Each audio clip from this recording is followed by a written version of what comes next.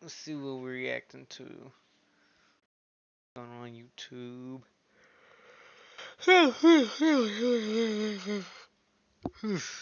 Shit. My dog.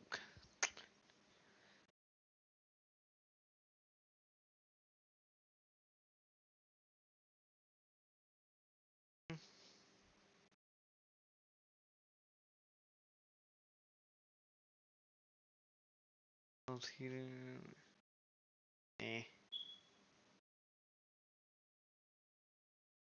eh, eh, eh, eh, eh, eh, eh, eh, eh, eh,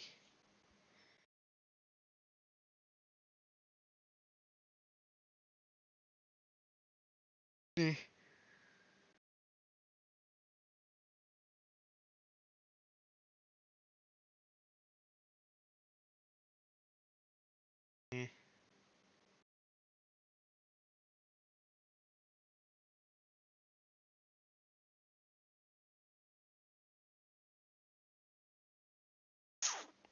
You know what? Oh, what was that? No, let's see. Try different shit. Even though I don't feel like talking to people, but fuck it, let's try monkey. Let's see how that goes.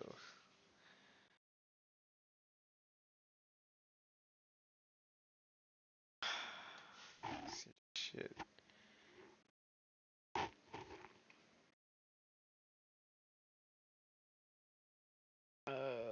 Let's see.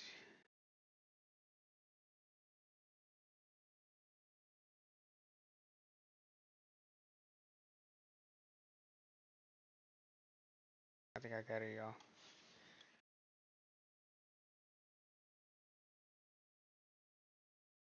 Wait, whoa, hold on, hold on. Oh, fuck.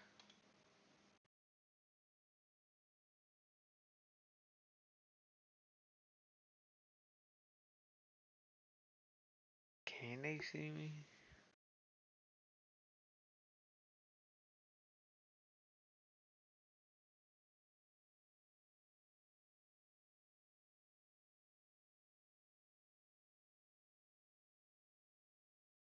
What the fuck do you do? This is my first time actually getting on this.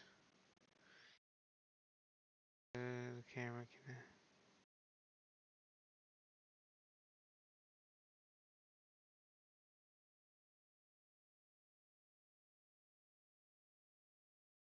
Man, I ain't doing all this. Screw it. Can't get on no monkey.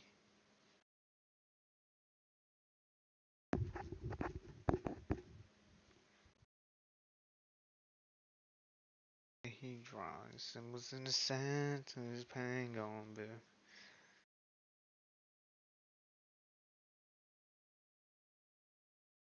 My wife almost divorced me because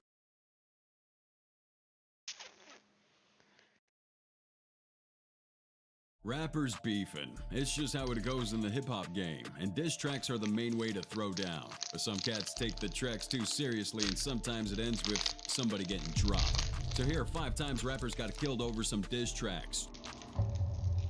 Starting with OG Man Man, who might say he ain't a rapper, but this dude dropped hip hop's most demonic diss track with an equally brazy music video. The track titled Truth wasn't just a diss aimed at his ops, it was a suicide note that eventually got him smoked. OG Man Man was one of the biggest hitters in the DMV area, and for context, that area had some of the most ruthless street dudes standing on business round the clock. From the OGs to the youngins as little as 13 years old, neighborhoods were terrorized and ops were drilled. But OG Man Man was always there to up the scores. He wasn't just living in the trenches, he was the trenches. You could find him posted up on the block with his hitters any day, anytime. He didn't care for anybody that played with his name in any sort of way and was with all the smoke. As a matter of fact, he welcomed it with open arms. But in the hood, if you don't look over your shoulders, your head's gonna get blown off. And if you mess with an OG, you gotta stick to the lick. In this case, OG Man Man messed with a homie turned op, Big Flock, and that marked the beginning of his downfall. You see, Big Flock, real name Charles Ulysses Bowman, is a Maryland rapper who's no less of a savage than his former homie OG Man Man. Growing up on Maxwell Drive and Morrison Avenue, he had to cope with his dad being behind bars as he lived with his grandparents. However, when his granddad passed, his life took a turn down a darker path. The streets became his guide as he hustled hard, and with no more tears to hide, he turned his pain into stride. But in that life, he found rap. And around the young age of 11, Flock was already putting his pen to work, writing bars. He started recording on tape, but when he grew older, he realized rap could be his way out of the hood. At this time, he was repping the Thrax gang, and the crew would drop bangers like Iggity before they fell apart, pushing Big Flock to chase a solo rap career. Now, where exactly does OG Man Man and his diss track come in all of this? We're getting to that right now. During the early stages of his career, Big Flock kept a strong bond with one of his homies, C. Diddy. Now, C. Diddy held it down for him when things got tough, and even his first mixtape, Triluminati, was recorded in C. Diddy's living room. They were locked in real tight, but unfortunately, C. Diddy got dropped. Although cops say he died when he got drunk and fell off a bridge. Now, at the time of C. Diddy's death, OG Man Man and Big Flock were pretty cool because Man Man had earned the reputation on the streets for being a certified hitter. He was always down to catch a body, no matter the stakes. Now, Big Flock and OG Man Man were a hard-hitting hood duo. They'd both served time in jail, both had hard rap flows, and both ran blocks on the street. But their friendship would break apart for two reasons, with the more important one being about some girl, obviously. I mean, we all know dudes acting a fool for a shawty, knowing fully well she'll be on to the next faster than Kendrick can drop an album. This time, however, it was Man Man messing things up by violating the bro code and banging Big Flock's girl. So Big Flock found out about it and went on to diss OG Man Man in a song on his debut album, Glockism. In the song titled Intro, Big Flock said, "And Man Man turned to informant, thought that he was real. He put on a good performance." That diss was Big Flock's way of saying OG Man Man was a rat for the feds. That was a big one, cause Man Man was behind bars when that song dropped, making him a target for gangsters in prison and even his own gang when he got out. Big Flock single-handedly tarnished OG Man Man's street cred, and in turn, Man Man wasn't about to let that slide. Once he made it out of prison, he got his lick in and dropped one of the most disrespectful disses ever. The lyrics to the track and even the video were so gory, DJ Academic straight up called it demonic. Listen, I made a gut call a couple months ago after hearing one of the most demonic songs I've ever heard. The track was titled Truth, and its video saw Man Man in a mask flashing his straps left and right at the grave of Big Flock's dead homie, C. Diddy. Remember we told you C. Diddy and Flock were really tight? Well, Man Man wanted to piss the out of Flock, shot that music video of this diss track right in front of C. Diddy's grave. Some of the most hard-hitting lyrics to the song say, "I know why you mad, cause I'm your bitches. Stop playing with me and talking about I'm snitching. Rest in peace to Lil Chris, yeah, I know they miss him. Don't trip, his whole squad gonna lay there with him." Holy shit, I mean, dude went on Big Flock dropping diss after diss throughout the entire track. But the height of his disrespect was talking about C. Diddy and pouring out bottles of Ace of Spades on the ground while the news report from C. Diddy's death played in the background. And after that, he popped in a clip of him lighting C. Diddy's photo on fire, increasing that disrespect to C. Diddy and his crew. As bad as it sounds, Man Man didn't stop there. He talked about how Flock wasn't a real gangster and how he handled his business for him, while also inserting another clip of a man falling from a building to mock the way C. Diddy reportedly died. Oh, the song did numbers with OG Man Man even considering making a full-time transition to rap, but Big Flock and his other homies made sure that never happened. You see, on June 12th, 2016, OG Man Man had gotten a phone call from somebody who wanted to come over to a cookout that was taking place in Southeast DC. When he pulled up, it was already too late. Someone walked up to him with a burner, and without making small talk, fired multiple shots into Man Man, ending his life on the spot. As expected, all fingers pointed to Big Flock as the man behind the murder.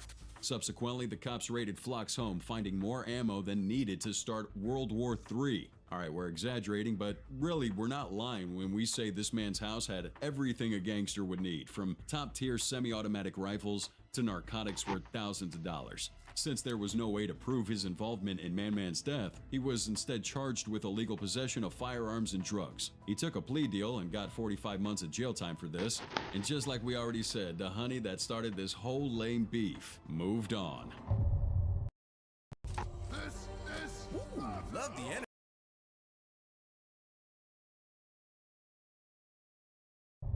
G Money.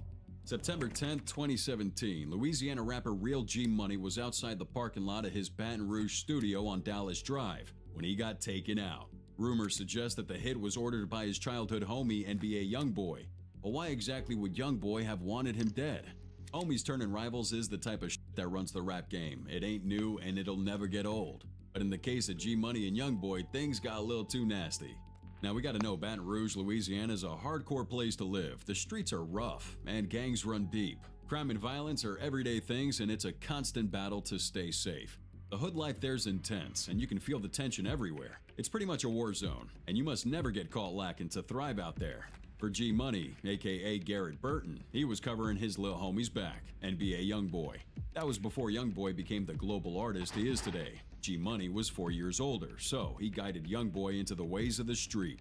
They were both cool until G Money had some stuff to do with NBA Youngboy's sister, Telly Golden. According to G Money himself, he f***ed Youngboy's sister, and although Youngboy wasn't tripping about it at the time, it became one of their biggest issues down the line. As the years went by, G Money and Youngboy performed both under the group TBG, aka Top Boy Gorilla. But after a while, Youngboy cut himself out of that group and started his own label, NBA, standing for Never Broke Again. As the spotlight shone on Baton Rouge, NBA Youngboy and Boozy were two of the biggest names to go mainstream. Then Youngboy's relationship with G Money became rocky until the duo fell out. August 2017. A month before his death, G Money did an interview with Say Cheese TV, revealing that he and Youngboy would never do music together and that Youngboy was still angry because he slept with his sister. Now this probably was the first time their core fans had heard about that, so blew up online. Following that, G Money released a diss track titled Industry, where he straight up violated NBA Youngboy and his sister. Some lyrics of that track go like this. All you pussy is lame, sneak dissing on them songs. I don't do it for the fame.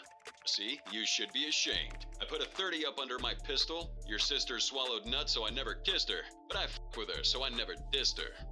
Now after that track dropped, NBA Youngboy and G Money kept beefing on social media, making the NBA and TBG rivalry even hotter. Less than a month later, G Money got taken out. Folks were gonna point fingers at Youngboy because of their beef, and right after G Money got dropped, Youngboy's crew got into a deadly shootout in Miami. But one question remaining unanswered is, did Youngboy take out G Money himself? Well, the judicial system certainly didn't believe so. A member of the NBA, 26-year-old Lil Pap, was interrogated by police officers during which he confessed to have told his mother to leave their home because he feared retaliation. He also took both his mom and his son to hide out at New Roads, Louisiana, after G Money died. And the biggest blow on him was when he lied to the cops that he drove to Hammond, Louisiana to get gas the day G Money was killed, when in fact he was in Baton Rouge according to his device's location records. Shell casings on Jefferson Ave in Baton Rouge matched the ones from when G Money got clapped. This made detectives believe Lil Pap tossed the burner by handing it off to some folks on that same avenue. Pap's phone records also showed he was hitting up those people just hours after G Money got smoked. He was initially charged with second-degree murder, but took a plea deal for a lesser charge of accessory after he was indicted on a new charge that suggested he simply was in the car with a group of people that included G Money's killer. Prosecutors alleged in this new indictment that Lil Pap assisted the shooter after he dropped G Money. Nonetheless, Lil Pap was sentenced to 5 years in prison, which he served concurrently with a 3-year sentence on a separate federal weapons charge. As for NBA Youngboy, well, let's just say he got some other shit to deal with. FBG Duck. July 10th, 2020, Chicago rapper FBG Duck released Dead Bitches, one of the most dreaded diss tracks in hip-hop, where he mocked dead rival gang members, but just 3 weeks later, he was dead. Now, while many believe this diss track was the motive for getting him dropped by his ops, the shit he'd done was way deeper than that. FBG Duck, real name Carlton D. Weekly, was born on December 6th, 1993 in Chicago, Illinois. This guy had 7 siblings, and most of them were in the street life that came with the South Side. Now, his elder brother Brick was shot and killed by some gang members, and while Duck never wanted no smoke from all that hood violence, he ended up getting sucked in regardless. The majority of gang-related shootings in Chicago have been perpetrated by 2 rival gangs, O-Block and STL-EBT. Duck was a member of STL, and even as a teenager, he threw hands anytime he got confronted by O-Block members. Now, around 2009, he became friends with another gangster named Tuka. But just a few years into their friendship, Tuka got smoked for dissing deceased members of another gang, TYMB. Now, TYMB and O-Block were cool, so they ganged up against STL, and sadly, Duck fell for their tricks. He became friends with King Von, who only got close to him to get some inside information on STL. However, after Duck found out Von was playing both sides, he and the rest of his gang jumped Von on a bus. Now, this caused Von to vow revenge on anyone involved, and fueling his hatred for Duck. By this time, O-Block and STL-EBT were in a full-blown war, and the violence was inescapable. This was also the period that Duck got into the rap game. All the beef he had with rappers from Glory Boys Entertainment and OTF pushed him to flex his pen and spit bars. Chief Keef, the leader of GBE at the time, dissed Tuka Gang in multiple songs. And in retaliation, Duck and other Flyboy gang members made their own songs dissing Chief Keef and other members of his group. Duck also dissed Von, Lil Durk, and other members of OTF. Now, Duck was so out of pocket back then that he even made a song about the time his girlfriend stabbed him in the stomach. It was pretty crazy. But as the story goes, Duck's girlfriend stabbed him in the stomach. And in some visuals of his song with Lil J titled Who the F is Dude, FBG Duck shows this stab wound. That's definitely some out-of-pocket stuff, but here's the thing. In 2017, FBG Duck released his biggest song to date, Slide. Now, this song was an instant hit. It was everywhere in the city. Radio, streams, clubs, everywhere around Chicago, even O-Block territory. That track went to gold certified, allowing Duck to score a record deal with Sony. And after the success of Slide, Duck tried extending his hand out several times to make peace with his ops to move on with his career. But Durk and King Von wanted no peace with him. They continued dissing him and his people, dead or alive. So Duck returned the favor with his diss track, Dead Bitches. I will become the nightmare of this realm.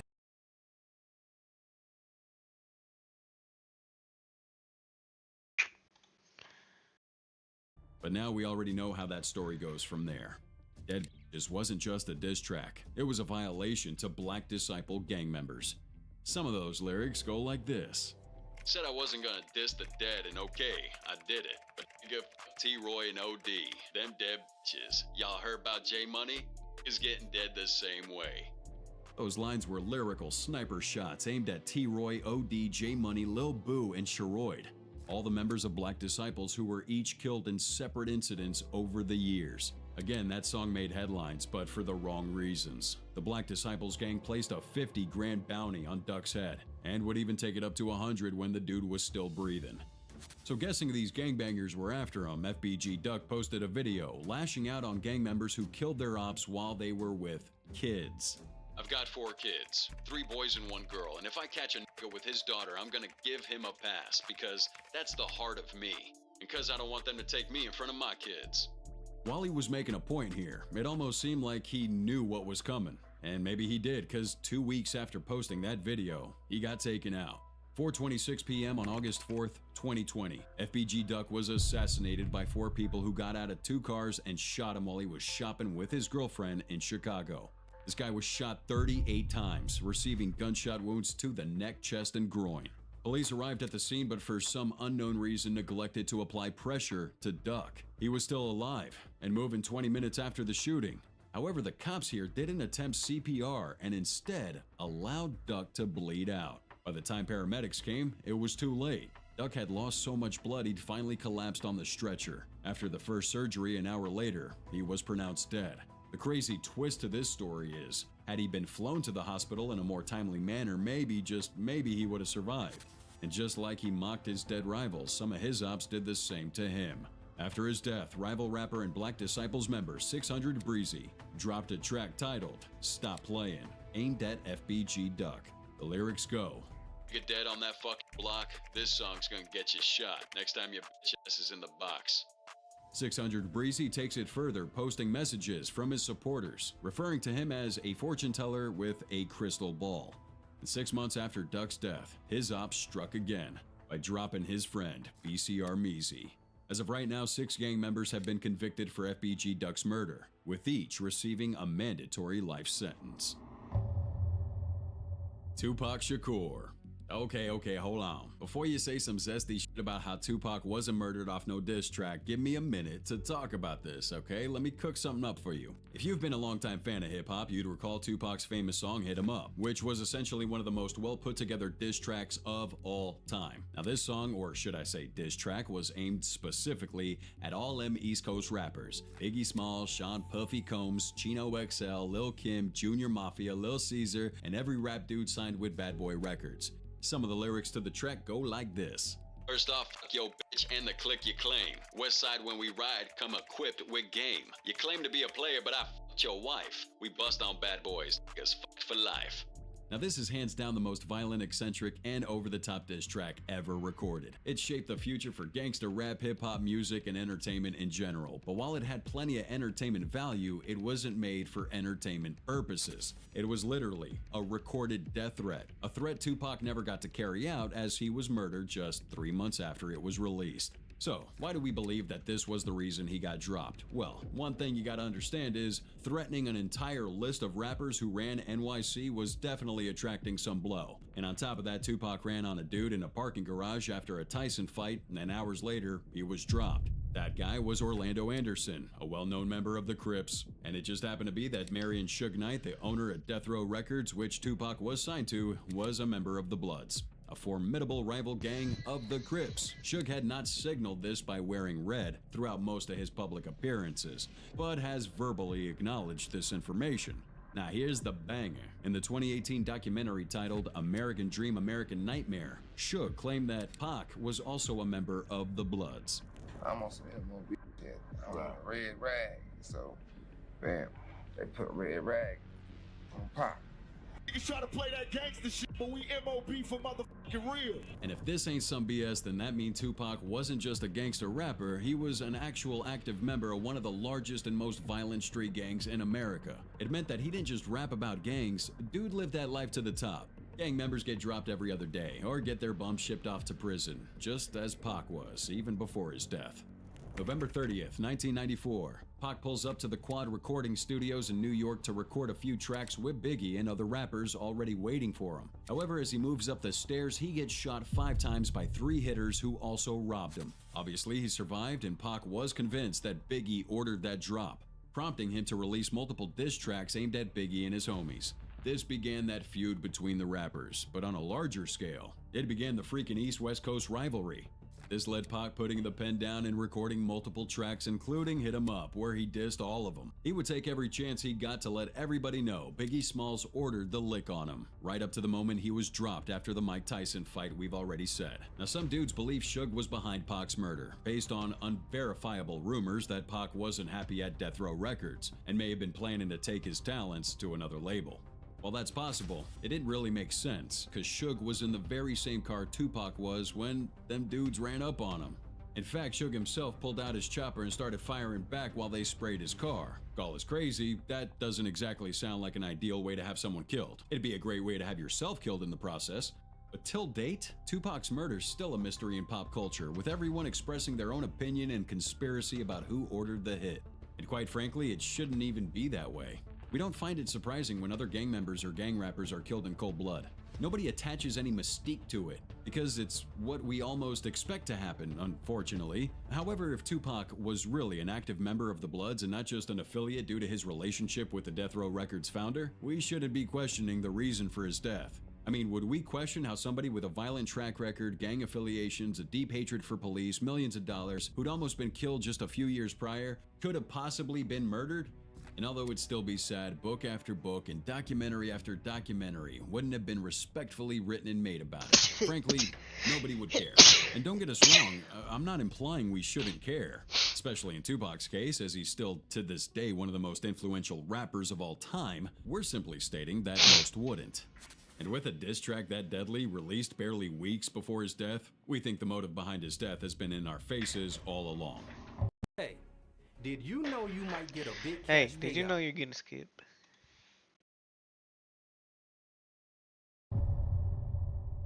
Lil Jojo. September 4th, 2012. Chirac's own Lil Jojo got murked in a drive-by after he got caught up in You say it beef he like that, should have got never murked. gotten into in the first place. It all began on January 4th, 2012, when some homie dropped a 4-minute, 40-second video on Worldstar Hip Hop's website. The video showed a little kid, maybe just 6 years old, straight losing his mind because Chief Keef had just gotten out of the pen. This video blew up with everyone asking who Chief Keef was, and it turned out he was a 16-year-old Chirac rapper named Keith Kozar. Cops say he's repping the Black Disciples. Well, dude got locked up real quick for some gun charges, but luckily bounced back out. Once out, Keith started grinding, dropping vids left and right, even from his grandma's crib while on house arrest. One of them joints was 300, with the 300 being a shout out to the Black Disciples. The internet was abuzz, with his vids blowing up. Just this new kid on the block. People were digging his vibe, feeling that raw energy, and even the street cred he brought. One of his videos, I Don't Like, racked up over 16 million views on YouTube, and even Kanye would even jump on that remix, taking Keef's wave to a whole new level. At that point, the labels were all up on him. Despite all the gang talk in his rhymes, especially with Chicago's murder rate making headlines, Keef went with Interscope Records, signing a deal worth $3 million, plus a movie deal. Now from the turf of another gang just 3 blocks away, we have rapper Lil Jojo wanting some clout of his own. So he starts a rap feud with Keef in the East-West Coast style of Biggie and Tupac. Now you see, Lil Jojo was a part of a group named 069 Brick Squad, a faction of the Deadly Gangsta Disciples. He posted a lot of videos dissing Keef, including 300K, where the K stood for Killa. In this video, Jojo and his homies waved some heavy machines, sending a threat to Keef and his gang. Jojo's brother, Cash Out, takes it a step further, calling Keef's mom, recording her scared voice over speakerphone. That shit's mad brazy. And it didn't stop there. At 4:04 p.m. on September 4th, Jojo drops a video of him and his crew rolling into Keef's hood, talking mad smack at Keef's boy, Lil Reese. Oh, you can hear someone yell, "I'ma kill you," and that wasn't a rap lyric, they meant it. Later, as it got dark, Jojo was tweeting that he was out on 69th Street, signifying that he was ready to throw shit if some ops came through. But a few minutes later, as Lil Jojo was riding a homie's bike, a tan Ford Taurus rolls up and takes multiple shots at him, dropping him to the ground. Right after it happened, Keef took to Twitter to clown Jojo, saying that Jojo wanted to always be like him. Folks online didn't trip much about Keef rapping about gangs and guns before, but dissing a dead teen lit up the internet with outrage. People were heated, and there was even talk about Interscope dropping his contract over it. Keef then came out with some excuse claiming that his Twitter was hacked. Now, no one believed that crap, and Lil Jojo's killer or killers were never caught. Here we are 12 years later, and the case has long been closed. He might be gone, but Lil Jojo will always be remembered by the gangster disciples around the world and the real ones who loved his music.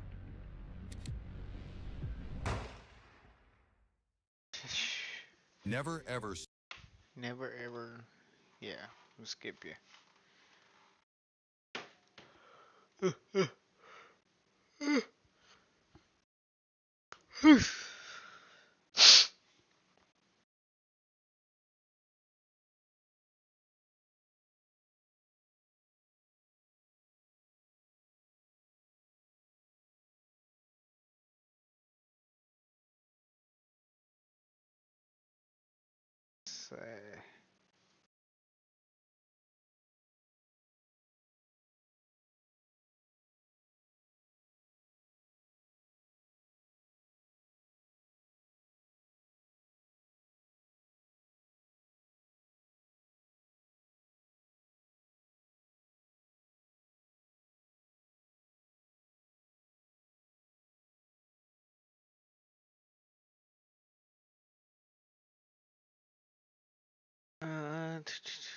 There's gotta be some stuff in there. Gotta be entertaining in this video. Soon as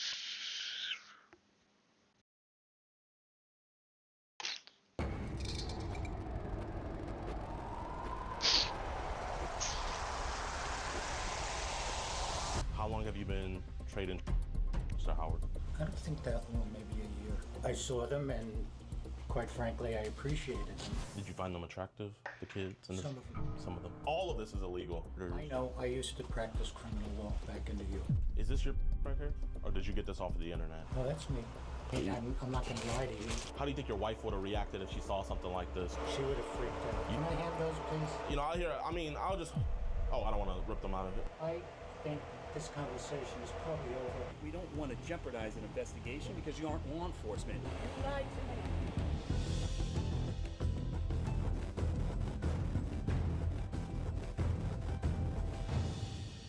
Hey man, what's good with y'all? Welcome back to a brand new episode of EDP Watch. And today, our suspect is Mr. Howard Rabb. Howard Rabb is not only a 70-year-old man, he's not only married, he not only has kids, he not only has grandkids, but he is also a retired lawyer. That is right. And not only just a retired lawyer, but a respected lawyer. Even his wife was one as well. And this dude retired, moved over to Florida, and now he's been talking to our decoy for over 6 months. And the thing that's absolutely disgusting about this dude is that he literally likes bringing up how much older he is than the decoy. He likes talking about that. He likes talking about the age difference. So in my personal opinion, I believe that he pretty much gets like a power fetish from this. And also the scary thing about all of this is with him having a background in law, there is no telling how many other victims he has had where he used his expertise in law to evade prosecution. But this episode is gonna be the most cerebral because he's not like some of the other guys we catch where they have like a low surface level of the law and stuff like that. No, this dude knows it front and back. He knows it better than me and the cops that are gonna be showing up. So if you guys can, be sure to hit that like button. Let's get this video to 145,000 likes. I already gave you guys EDP Watch for free. So if this gets 145,000 likes, man, I don't know. I'm gonna figure it out. But make sure you guys get this video to 145,000 likes. And also be sure to support us on our website, www.edpwatch.com. On EDP Watch, we have this new video where we caught a high school senior. That's right, somebody still in high school trying to meet our decoy. And he ended up being a huge fan of the channel.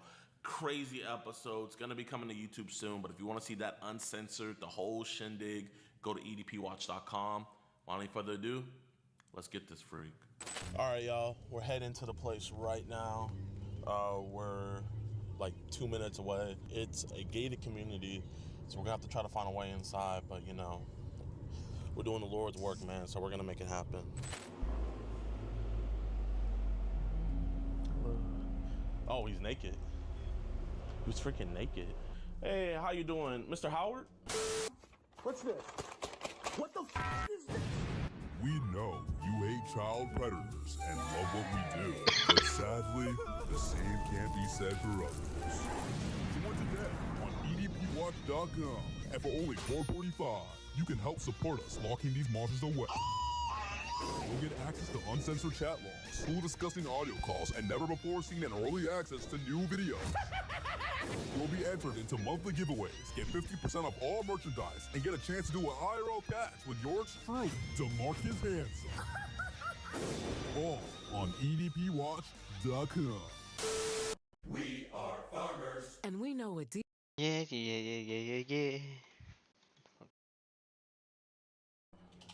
Hey, how you doing, my man? I just got some package for you real quick, if you could take care of it. What kind of package? Oh, my bad. So, you know, I don't think you're a bad guy. Mom was really upset this morning. She showed her mom some messages, and her mom came to me. I'm not a cop or anything. I wanted to talk to you about this man to man because I think we could get this resolved without getting other people involved. But just some messages we gotta go over. I mean, listen, man, you're a divorce lawyer. I know you're married. You don't want your wife finding out about this. I just want to get this situated with you. No. You don't?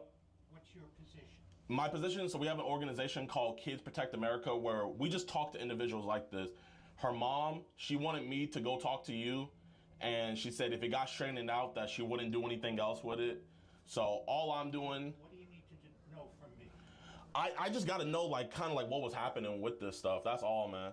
And I gotta let her mom know that, like, I think everything's gonna be okay. Everything's gonna be okay. Okay. I'm not gonna contact her any longer. But the damage is already done, Mr. Howard. You know what I mean? So it's kind of like, I'm kind of like the middle ground before her going to someone else, you know? Well, why don't you just explain to her Why would I have to explain? I have to explain it to you, though. You know what I mean? Because at the end of the day, it's not my life that kind of she has. You know, it's you. You know, I mean, you have a family, you got a wife. What I'm telling you is that I'm not going to do anything else with regards to her at all. But I got to figure out why it happened in the beginning, why it happened in the first place. Because She contacted me. okay, now you see, this is why I'm gonna have to go back to her mom and let her know that you're lying, because you see right here, you hit her up first. No, actually, she contacted me through Facebook. But why did you send the first message, Mr. Howard? She was on a list of people who wanted to talk to me. What do you want me to tell her mom? Because her mom wanted me to have a good conversation with you, and so far I'm not having a good conversation with you. Why are you not having a good conversation? I mean, I can't even see your face. I'm talking to you through a door. All right. So I contacted her initially. Oh, so you contacted her first? Yeah, that was the first direct contact. Okay, okay. I appreciate you being honest with me. That was the first direct contact. Okay. The thing with this situation is a girl. And I read through the messages, and while I see it's bad, you're 76 years old, you have a family, you have grandkids, I say, hey, let me have a good conversation with him, and I'll let you know how this conversation goes. And she was like, okay, I trust you. The only reason why I'm talking to you right now, and this isn't on, I didn't let, you know, Mandy's mom do what she do and go report this, is because you blocked her. So I saw I was like, you know what? I think I could go talk. Well, that's the reason why I blocked her. Okay, I respect that. I respect that. That's. I blocked her because she was getting a little too crazy. Mr. Rob, is that how you say your last name, Rob? Rab. Are you Jewish by any chance? I don't know if that's a Jewish last name. You see that up there? Oh, is that? Praise God. So, this is someone I talked to over in Citrus County not too long ago. His name is Alex Rosen. He was Hey, Alex. This is my friend Howard. He's kind of in a situation that you were in. I was kind of telling him about you and stuff and how you've been reforming. He's kind of, you know, a little bit iffy on like what more of a conversation that has to be had. He kind of just wants to have like a 4-minute conversation about this. So I wanted to introduce y'all because y'all are both Jewish and everything. And so yeah, here's Howard. Hey, Shalom, Howard. How are you? Hello. I assume my friend DeMarcus is kind of just talking to you about some internet stuff. Yes. Got it. Yeah, I know. You know what? I've been carried away on the internet too. It's so easy to, especially when it's so hot outside. And you know, he got me during the summer too last year. And it's great what he's doing. You know, I had a long conversation with him, and since then I've been good on the internet. I've really changed my life because of him. So I would just recommend just talking to him, man. I mean, he's really a good dude, and we still keep. I mean, obviously we still keep in touch to this day. Okay. Well, that's what I'm doing now. Yeah, it's just, I understand, you know, I'm a big black dude and he's an older gentleman. I'm like, you know, I'm not over here trying to scare him, you know. Oh, yeah, no, he's definitely not, he's definitely a big old teddy. I went to high school in New York City in the Bronx where there were probably 30% of the students were big black dudes. Probably bigger than me. I appreciate you coming here. I've explained to you, I gave you my side of the story. If you can explain that to the mom, if that'll settle this. Well, I'm going to tell you right now, if I tell her I only talked to you for 5 minutes, I already know she's going to be livid. I already know what's going to happen afterwards. I mean, I haven't even really got to know you. It's, you know, obviously you're on a defensive side because you know this is a bad look. Of course. And I get that, but, you know, you got someone over here that's trying to make it not a bad look, get your side of the story, trying to get this situated with the mother, and it's like you're trying to shoo him away, kind of. You know what I mean? I'm not trying to shoo him away. What I'm trying to do is explain to you how I feel and what my position is regarding how her daughter kind of Oh. And I get that, but okay, if the mom goes to people and show them what happened, are they gonna see how you and how I'm starting to understand it? Are they gonna see it like us? Or are they gonna just see it kind of like, oh man, like, you know, she told you right here she's, and you said you're 76, you know, and then we got photos of you full face with your in there. This is stuff like, this isn't a 6-minute conversation, Mr. Howard. It wasn't a short conversation. She more and more tried to get me to do things or to say things that I wouldn't normally say. I mean, like I said, I just got this, but looking through it, I never really seen talk to, you know, like, at least maybe I need to look through it more, but from what I saw, it kind of seems like you initiated the conversation. Did she ask you to send those nudes, or did you just send those to her? She asked me. She asked you? Yeah. So if I look through here, it'll saying, can you send me something? Probably. I don't remember. You don't remember? Because, I mean, the first place I went to was that you had sent, and I did not see any of that. I saw messages of you asking her to send you stuff. Do you know what that would have been, Mr. Howard, if she would have sent you stuff? Well, all of this is illegal. I mean, I know you're a divorce lawyer, but I don't know if you know, but in the state of Florida, sending stuff like that to someone that's years old. Now, if she was, you would have been a lot more in a gray area, but with her being under, it's a lot worse, Mr. Howard. Would me getting arrested satisfy her mom? I don't believe in incarceration, Mr. Howard. I believe in rehabilitation. That's why my friend Alex here. Alex, did you ever spend any time in jail? Not for this, for speeding, absolutely.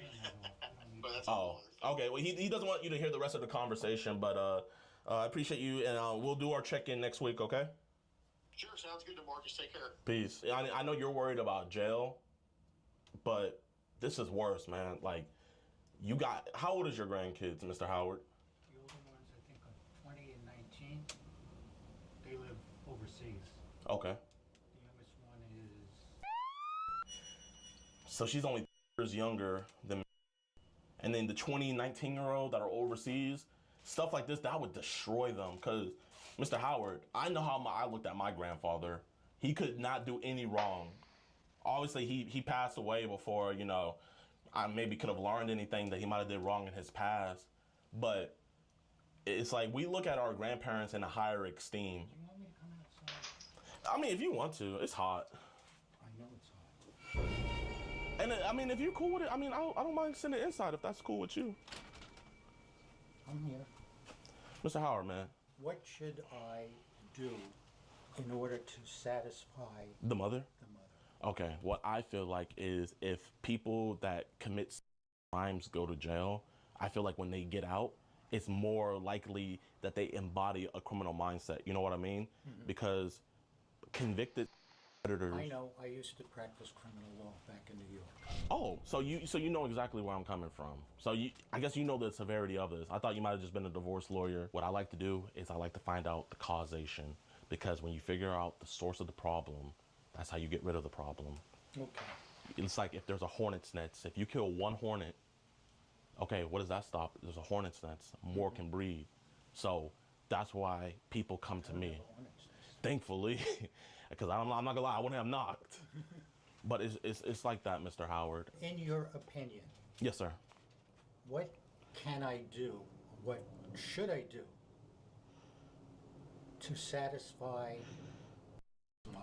What I think would satisfy her is if she hears that, hey, I don't think he's going to be a threat to children, because she's more worried about your grandchildren as well. Can you convey that to her? What would you like me to convey? That I'm not going to be a threat, not only to but to any other children. Okay. Now, I didn't tell you everything. So, when she first told me, I don't know if you heard, but there was a major leak on all database websites, from Telegram, Signal, WhatsApp, all these things. So, bottom line, you're on Telegram, right? Yeah. Okay. How long have you been trading, Sir Howard? I haven't been trading it. Okay, so people have been sending it to you then. Mm-hmm. How long has that been going on? I don't think that long, maybe a year. if that long. From what I've seen, like with Alex, when he was in these group chats, they were asking for like gift cards, like Apple gift cards, stuff like. All the time. I want to deal with this situation. And trust me, I'm not just bringing that up out of the blue. I'm here to talk about the causation. Okay. So what is the age range you've seen on those videos? Are they boys or girls? Just girls. What age range? I know, mostly it's parents sending pictures of their kids. And what are like the kids doing in those photos? Usually just a photo. Are they? Mm-hmm. So what's the youngest age range you seen that someone sent to you? Okay. Now, Mr. Howard, I know you're probably wondering, what does this have to do with everything? Remember earlier, I said I like to go to the causation. Mm-hmm. Do you think that these images rewired your brain a little bit? Probably. I'm not asking if it happened. I'm asking about how many times you think, how many times have you to those images? I don't think I did to any of them. You don't think you any of them? No, I saw them and quite frankly I appreciated them, but I never met them. What did you appreciate about them? Just the pictures. Did you find them attractive? Some of them.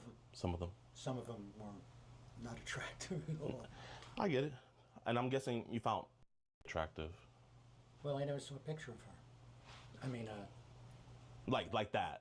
Right. Yeah, but like from her regular pictures she sent you, do you find her like she had a cute face? Well, yeah. So what would happen if you met up with her? Would it have just... Well, I wasn't going to meet up with her. So you just want to keep it... She kept trying to get me to meet up with her. But every time that happened, I said that I couldn't. Is this your right here? Or did you get this off of the internet? Well, that's me. I mean, I'm not going to lie to you. What, I guess, why did you send this to her? Like, was it more... She asked for pictures of me. I'm not seeing that.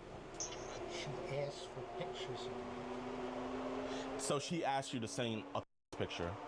Not specifically, but she asked for what I look like when I'm naked. Really?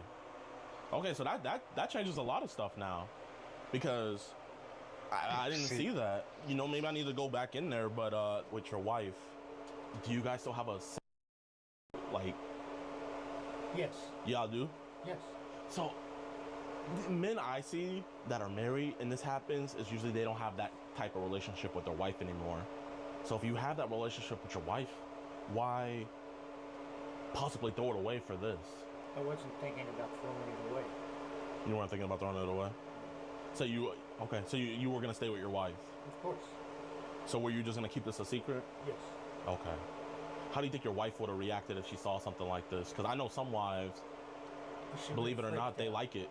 She would have freaked out. You think she would have freaked out about something like this? Is she in the law field as... Oh, my bad. Keep your voice down. I have neighbors. My bad. Is she in the law field as well? No, we're both retired. Oh, so she used to be. I would love to share contact information. I would love to check in with you, see how you're doing. You got a card? I don't have a card. I need to get one, but I can give you my number. But, you know, but I'm not going to be there 24/7 with you. No, I understand. So how can I get reassurance that something like this won't happen again? Yeah, it never will. It never will. And let me get something to write down your Yes, sir. Contact information. Thank you, DeMarcus. And please give me a text so I can save you in. And no, I thank you. But there's one last thing I do want to go over. You said something about your friend's daughter that swims. How long has that been going on? Oh, that was something I made up. So you made up about Sophia. Sophia. Why'd you make that up, Mr. Howard? I seem to want to know if I had been with any other girls approximately her age. Okay. So you didn't actually, did you? No. Okay. That was all made up. That was all made up. Now, Mr. Rob, you know, I know you say you're not too technological advanced, but Do you think that's a smart thing to make up on your personal Facebook page? I guess not. Yeah, I mean, that's another reason why mom is obviously the way she is. Can I have those papers now? Yeah. I just have to give you these front half. The back one I have to keep for documentation reasons, obviously. Well, you can download it again.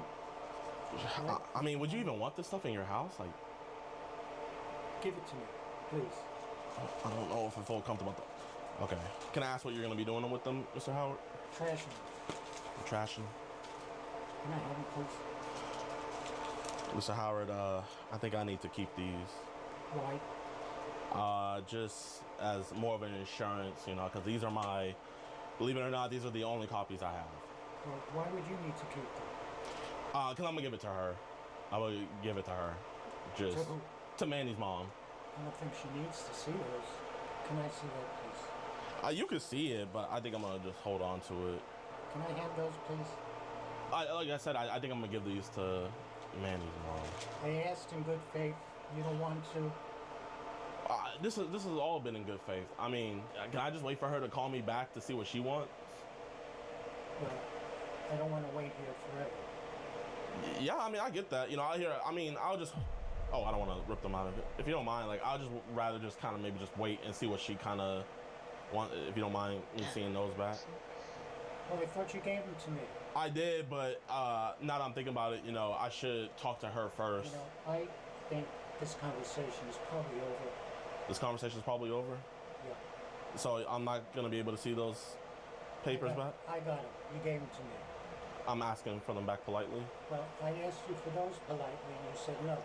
Because I think she should be the final say-so. I mean, wouldn't that be respectful, asking her, as the mother of the child that's the victim here? Talk to her. Tell her about this. She's already seen those pictures. But what if she feels differently later, as she needs them? Like, I I don't want her, if now she says, okay, you know, you talked to Howard and made it clear that this is not going to happen again and it's all over and so forth and so on. And she's satisfied. Then later on she's thinking, well, I want to go to the police. I don't want that. I don't want to do it. So you're just worried about her going to the police right now? Yes. I hear that, but isn't that kind of a selfish thing to think? Because you're more thinking about yourself right now. I'm thinking about myself because I got to protect myself and my family. If she didn't ask you to bring them back, why don't you give them to me? But what if she would want them back? And you can come and get them back from me. So you would give them back? I'll give them back to you. You promise? Yes. Can you put that on the Torah? Can I put it where? Can you put it on the Torah? Can you say right hand on the Torah, I promise to Elohim? Yes. No, like, can you say that? Yes, on the Torah. Yeah, you promise to Elohim. You promise to Elohim. That you'll give it back to me. Yes. If she wants it. If she wants it. Okay, she does want it back. Yeah, I'm gonna have to. She wants them back. Bye. Bye. Yeah. Motherfucker.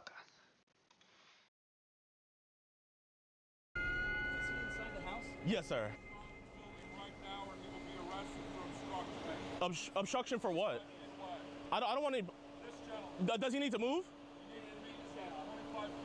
Yeah. He can still film now. Just back up to the cop. Stand next to that lady cop. That's the house right there, officer. Thank you. In terms of evidence and collecting things, this is Yes, sir. what's important for us, right? Yes, sir. So you guys are private citizens Yes, sir. doing this, right? We don't want to jeopardize an investigation because you aren't law enforcement. So you're talking to the guy, and you don't even know if the guy has weapons or anything like that. It's one of those. What's going on, right? Yeah, it's one of those risks. Yes, sir. I would prefer in the future call Yes, sir. us, right? Yes, sir. Because we do details similar to what you do. Yes, sir. Right? We have a whole unit that focuses on that. And Yes, sir. As you do that, they can coordinate and do something like legally to make sure that everything is checked off, because there's a very specific procedure when we do these things. Yes, sir. That we don't want to get.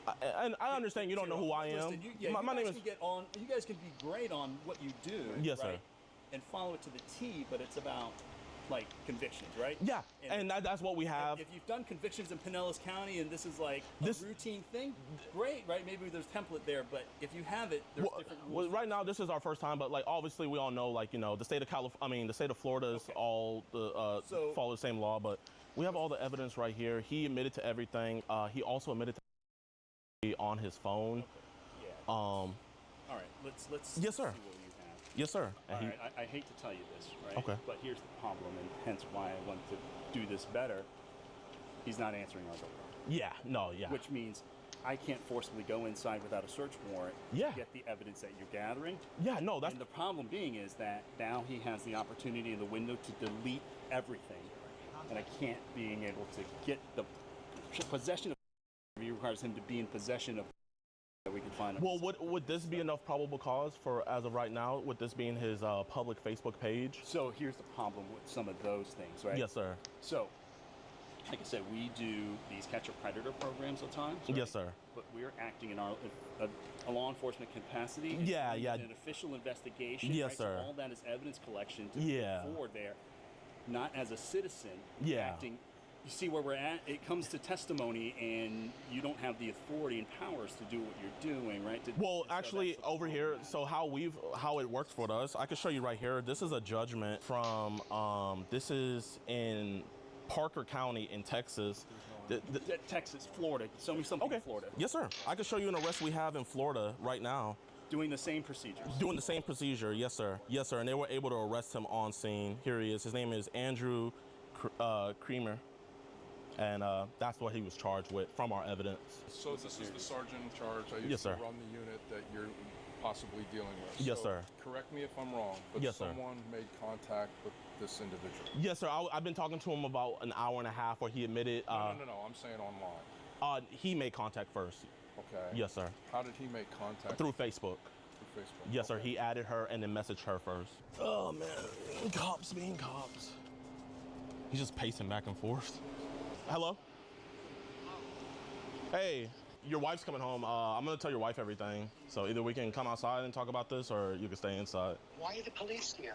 Because they're taking a report about everything. So either you can come outside and talk about this now before your wife gets here, or your wife's going to get a lot of questions when she comes.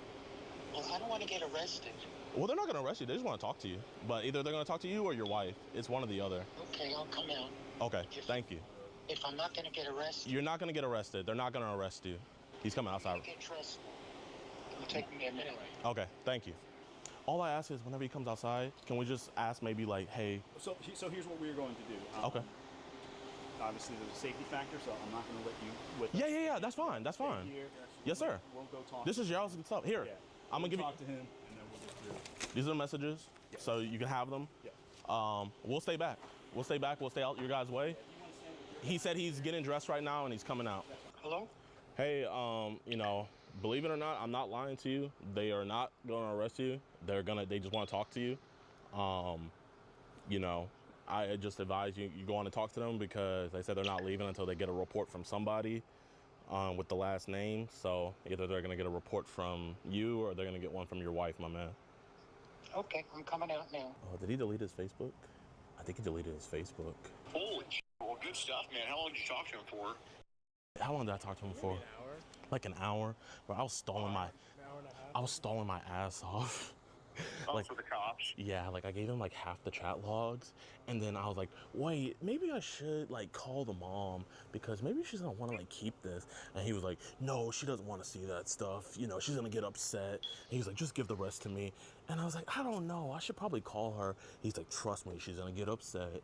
She does not need to see this. And I was like, I don't know because this is the last of the evidence.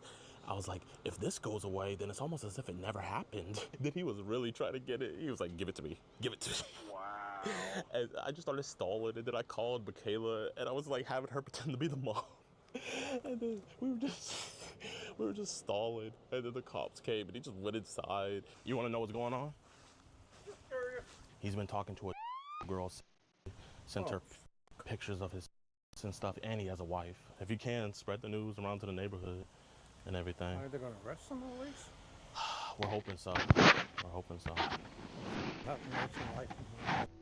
Yes, sir. They're arresting him.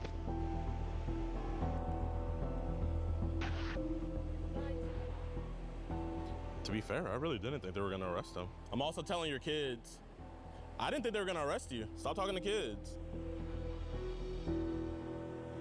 Let's go. To Leo, skipping the bye.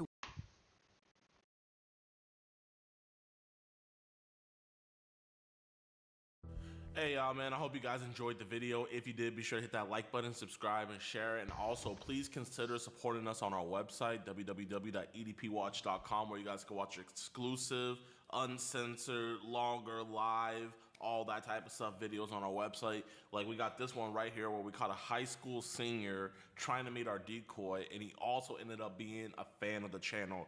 Absolutely crazy stuff, and a lot of stuff that we can't post on YouTube, so make sure you guys support us over there. But let's talk about Howard Rabb. So Howard Rabb, he was arrested. Here's his mugshot right here. Here's what he was charged with, and he is currently out on bail, but everything is still going through the judicial process, so that's just great to hear. Now, we did a little bit more digging into him, and we come to find out that he was actually dishonorably discharged or disbarred pretty much as a lawyer. So what had happened was, apparently he was having extracurricular activity with one of his clients, and it came out, and so the board for the Florida administration or whatever, they pretty much told him either he could resign with dishonorable discharge or pretty much he would be disbarred. So he resigned like that. You guys can look that up for yourself and everything, but yeah, as he was saying.